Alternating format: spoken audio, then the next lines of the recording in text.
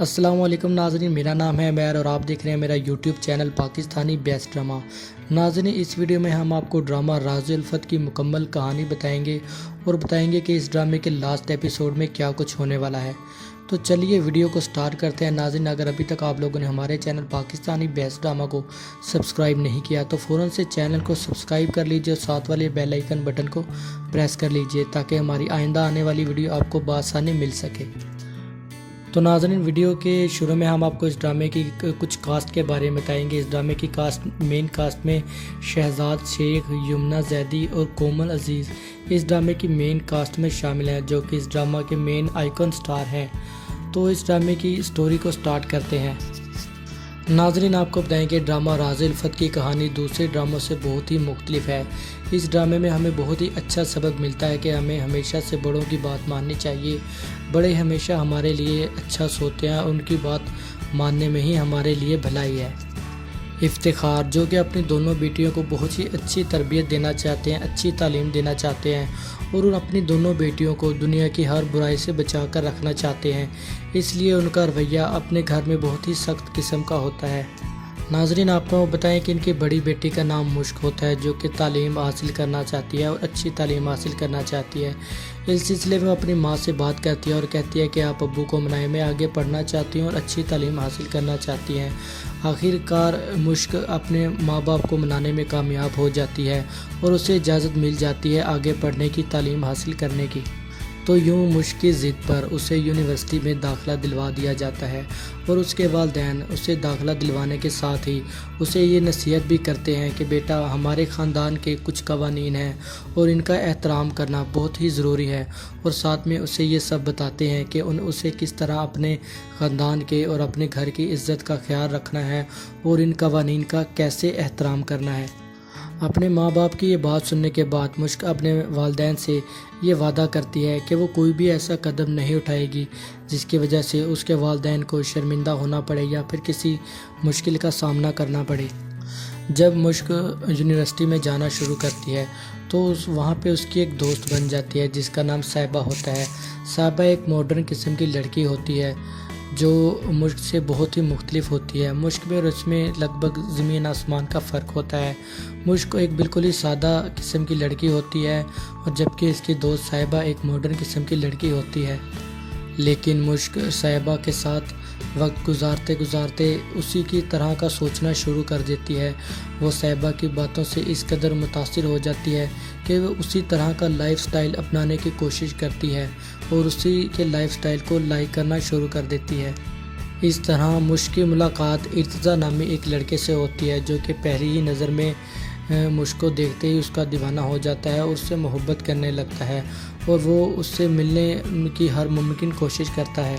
और यूँ इर्तिज़ा मुश्क से कहता है कि वो उसे बहुत पसंद करता है और उससे मोहब्बत करता है, लेकिन मुश्क उसकी बातों को नज़रअंदाज करके इनकार कर देती है। वक्त गुजरने के साथ साथ इर्तिज़ा मज़म्मत करता रहता है और एक बार वो मुश्क से मिलता है और उसे सच्चे दिल से अपनी मोहब्बत का इकरार करता है और उसे अपनी मोहब्बत के बारे में बताता है। इस बार मुश्क इनकार करने से बाज आ जाती है और उसकी मोहब्बत को सच मान लेकर एक्सेप्ट कर लेती है। तो यूँ वक्त गुजरने के साथ साथ मुश्क को भी इर्तिज़ा से मोहब्बत हो जाती है। इस दौरान मुश्क अपनी बातें अपनी छोटी बहन अंबर से शेयर करती है, जो कि अपनी बड़ी बहन मुश्क को समझाती है कि तुम जिस रास्ते पर चल रही हो वो रास्ता बहुत ही मुश्किल है और कहीं ना कहीं तुम हमारे लिए आगे जाकर आने वाले वक्त में बहुत ही मुश्किलात पैदा कर दोगी, तुम्हें इससे बचना चाहिए। लेकिन मुश्क को किसी चीज़ की परवाह नहीं होती। अगर वो परवाह करती है तो इर्तिज़ा या अपनी दोस्त साहिबा के, इसके अलावा उसे किसी चीज़ की परवाह नहीं होती। तो यूँ एक दिन इर्तिज़ा के घर पार्टी होती है और मुश्क की दोस्त साहिबा उससे फोर्स करती है कि वो इस पार्टी में ज़रूर आए और मुश्क ये बात मान जाती है और उस पार्टी में चली जाती है। वहाँ पे जाकर उसे ज़बरदस्ती मुश्क के दोस्त वहाँ पे उसे पानी में शराब मिलाकर पिला देते हैं। इस तरह से उसकी हालत एक नॉर्मल इंसान जैसी नहीं रहती। जब पार्टी ख़त्म होती है तो इर्तिज़ा मुश्क को उसके घर छोड़ने जाता है। जब मुश्क अपने घर पहुँचती है, उसका वालिद उसकी ये हालत देखता है तो वो बहुत ही ज़्यादा गुस्से और तैश में आ जाता है और मुश्क का यूनिवर्सिटी जाना बंद कर देता है। لیکن دوسری جانب مشک اپنی ضد پر اڑ جاتی ہے۔ وہ اپنے باپ سے بحث کرتی ہے، بدتمیزی کرتی ہے اور ان سے کہتی ہے کہ میری بھی آخر کوئی زندگی ہے، میں اپنی زندگی اپنی مرضی سے گزارنا چاہتی ہوں، میری زندگی میں کوئی بھی دخل اندازی نہ کرے۔ ناظرین، اس کہانی میں آگے آپ یہ بھی دیکھیں گے کہ افتخار اپنی عزت کو بچانے کے لیے مشک کی شادی اسماعیل کے ساتھ طے کر دیتے ہیں۔ حالانکہ ان کو یہ بات معلوم ہوتی ہے کہ مشک اس شادی کے لیے کبھی بھی راضی نہیں ہوگی، لیکن وہ پھر بھی اس شادی کو طے کر دیتے ہیں۔ جب مشک اس شادی سے انکار کرتی ہے تو اس کا باپ افتخار اسے کہتا ہے کہ ٹھیک ہے، اگر تم شادی نہیں کرو گی تو میں اسماعیل کی شادی عنبر کے ساتھ طے کر دیتا ہوں، جس کے جواب میں مشک کہتی ہے کہ ایسا تو ہرگز بھی نہیں ہوگا، میں ایسا کبھی نہیں ہونے دوں گی۔ تو پھر اس کا باپ کہتا ہے کہ ٹھیک ہے، میں پھر تمہاری ماں کو طلاق دے دیتا ہوں۔ یہ بات سننے کے بعد مشک شادی کے لیے راضی ہو جاتی ہے۔ یہ بات مشک کی دوست صاحبہ کو پتہ چل جاتی ہے اور وہ اس سے کہتی ہے کہ ارتضیٰ کو یہ بات بتا دینا کہ میری مجبوری تھی یہ شادی کرنا۔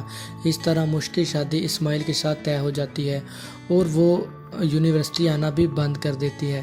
اس کہانی میں ایک موڑ یہ بھی آنے والا ہے کہ ارتضیٰ کو جب پتہ چلتا ہے کہ مشک کی شادی ہو گئی تو وہ بہت پریشان ہوتا ہے اور مشک سے ملنے کی بہت کوشش کرتا ہے، لیکن اس سے مل نہیں پاتا، کیونکہ اس کی دوسری وجہ یہ ہوتی ہے کہ جو صاحبہ ہوتی ہے وہ بھی ارتضیٰ سے محبت کرتی ہے اور وہ ارتضیٰ کو مشک کے خلاف الٹی سیدھی باتیں سناتی ہے اور کہتی ہے کہ وہ بے وفا لڑکی ہے، اس نے تمہارے ساتھ دھوکہ کیا ہے اور تمہیں بہت بڑا دھوکہ دیا ہے، اور اسے کہتی ہے کہ مشک نے شادی بھی کر لیا، وہ کسی اور سے محبت کرتی ہے اور اس نے تمہیں اس بات کی خبر تک نہ ہونے دی۔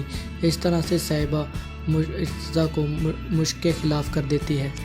تو یوں تھوڑا وقت گزرنے کے ساتھ ساتھ ارتضیٰ مشک کو بھولنا شروع کر دیتا ہے، اس سے دور ہونا شروع ہو جاتا ہے اور اس بات کا فائدہ اٹھا کر صاحبہ ارتضیٰ کے قریب آ جاتی ہے اور اسے شادی کرنے میں کامیاب ہو جاتی ہے۔ دوسری طرف مشک اسماعیل کے ساتھ اپنی زندگی ہنسی خوشی بسر کر رہی ہوتی ہے۔